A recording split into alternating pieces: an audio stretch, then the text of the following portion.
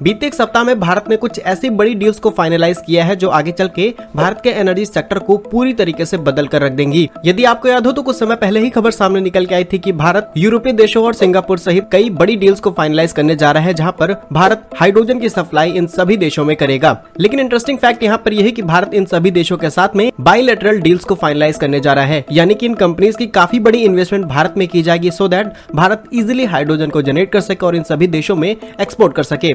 Reports के मुताबिक यूरोपीय देशों में भारत करीब 10 million tonne per year hydrogen को एक्सपोर्ट करेगा, वहीं सिंगापुर में करीब 5 मिलियन टन हाइड्रोजन को एक्सपोर्ट किया जाएगा। और आपके मन में एक सवाल जरूर आएगा कि अचानक से इन देशों को हाइड्रोजन की आखिर इतनी ज्यादा जरूरत क्यों पड़ रही है। तो आपको बता दें, ये सभी देश अपनी एनर्जी सेक्टर में ग्रीन रेवोल्यूशन ला रहे हैं। इसके अलावा कार्बन क्रेडिट कमाए जाएंगे इन सभी देशों के जरिए, और ऑलरेडी यूरोपीय देशों में एक स्टैंडर्ड सेट किया जा चुका है। अगर इससे ज्यादा कोई देश पॉल्यूशन क्रिएट करता है तो उनको पेनल्टी देनी पड़ सकती है। इसलिए ये सभी देश हाइड्रोजन की डिमांड भारी मात्रा में कर रहे हैं। ऑलरेडी व्हीकल से लेकर के ट्रेन तक में हाइड्रोजन का इस्तेमाल शुरू हो चुका है, और ऐसा भी नहीं है कि इन देशों के पास में हाइड्रोजन प्रोड्यूस करने की टेक्नोलॉजी नहीं है। ऑलरेडी ये काफी अच्छी टेक्नोलॉजी पर हाइड्रोजन को प्रोड्यूस कर सकते हैं, लेकिन इसके बावजूद भी भारत को ऑप्शन क्यों चुना गया है, इसके बारे में हम आपको बताते हैं। सबसे पहला और बड़ा रीजन ये है कि रिसेंटली ही भारत दुनिया के टॉप 3 कंट्रीज में शामिल हुआ जिन्होंने सबसे ज्यादा FDI यानी कि फॉरेन डायरेक्ट इन्वेस्टमेंट को रिसीव किया है। सबसे पहले यूनाइटेड स्टेट, उसके बाद यूके एंड देन इंडिया का नाम गिना जा रहा है। साल 2022 में भारत ने FDI के अंदर करीब 10% की ग्रोथ हासिल की है, जो किसी भी देश के कंपैरिजन में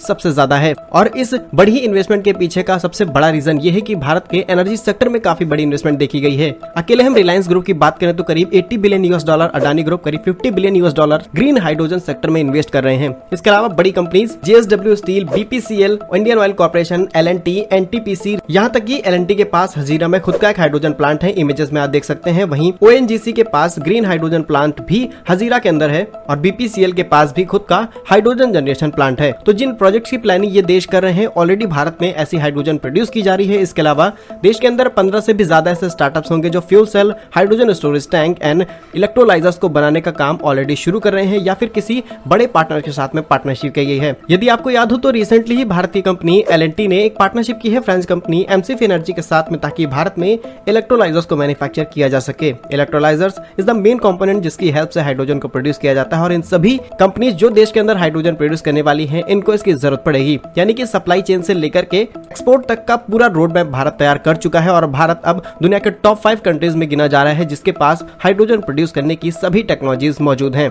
एंड एक और बड़ा रीजन आपको बताएं तो भारत में 365 दिन सन एनर्जी मिल पाती है, जिसकी वजह से ग्रीन हाइड्रोजन प्रोड्यूस करना हमारे लिए सबसे ज्यादा आसान है। अब तो भारत ने न सिर्फ ग्राउंड माउंटेन बल्कि फ्लोटिंग सोलर पावर प्रोजेक्ट्स और मल्टीपल ऐसी लेक्स है जहां पर इन्हीं फ्लोटिंग सोलर पावर प्लांट्स को लगाया जाएगा, जिससे वाटर को सेव किया जा सके और ग्रीन हाइड्रोजन प्रोड्यूस करने के लिए इलेक्ट्रिसिटी यहीं से ली जा सके। वहीं इस बड़े प्रोजेक्ट में गवर्नमेंट की इन्वॉल्वमेंट भी काफी ज्यादा रही है। गवर्नमेंट का टारगेट है कि 2050 तक भारत में करीब 28 मिलियन मैट्रिक टन हाइड्रोजन को प्रोड्यूस किया जाए, और इस चीज को प्रमोट करने के लिए गवर्नमेंट ने करीब 174 बिलियन इंडियन रुपीस के इनिशिएटिव्स को भी भारत में लॉन्च किया है। एंड ओवरऑल एंड फाइनल कि हाइड्रोजन की जो इफिशियंसी है किसी भी व्हीकल में वो 20% ज्यादा होती है, माइलेज 20% ज्यादा होता है, जिसकी वजह से आज दुनिया के लगभग सभी देश हाइड्रोजन को एक्सेप्ट करने की बात कर रहे हैं। ओवरऑल देखा जाए तो भारत ने हाइड्रोजन सेक्टर में पिछले 1 से 2 सालों में काफी ज्यादा पोटेंशियल हासिल किया है, और आगे चल के हमारे लिए इन देशों को हाइड्रोजन एक्सपोर्ट करना काफी ज्यादा आसान रहेगा। इस वीडियो पर आप क्या कहते हैं कमेंट बॉक्स में जरूर बताइएगा। भारत कैसे ही यूजफुल और इन्फॉर्मेटिव वीडियोस पाने के लिए हमारे YouTube चैनल को सब्सक्राइब जरूर कर लीजिए। मिलेंगे हम आपको एक नई और इंटरेस्टिंग वीडियो में, तब तक के लिए वंदे मातरम,